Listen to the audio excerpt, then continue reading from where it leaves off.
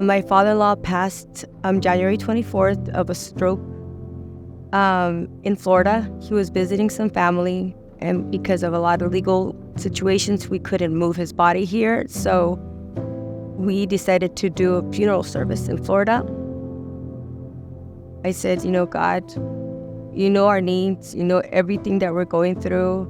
We're going through not just an emotional and pain, but also financially, because we're trying to, gather the funds for the funeral because his death was unexpected.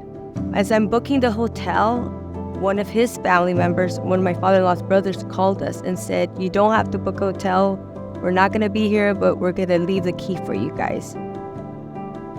And we traveled to Florida, and we didn't rent a car because that's something that I forgot to do. And as I'm getting ready to order Uber, I noticed that the prices were really high. As we were waiting for the Uber, we were sitting there praying. And when the Uber came and picked us up, and he asked us why we were there, said we were here because my husband's father just passed, and we're gonna have services. But then he said that he had an extra car at his house, and he continued and said that something in him wanted to help us.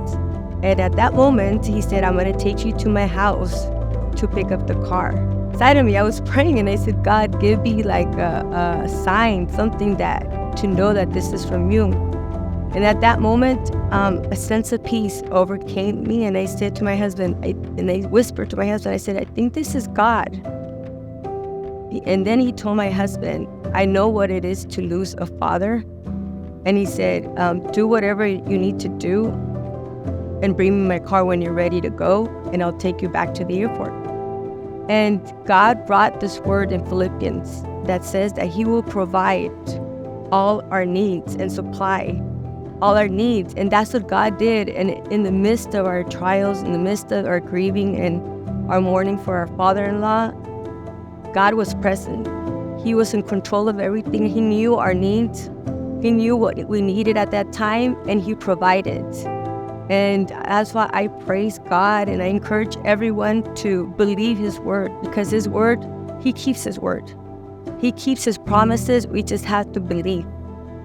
And that's my story.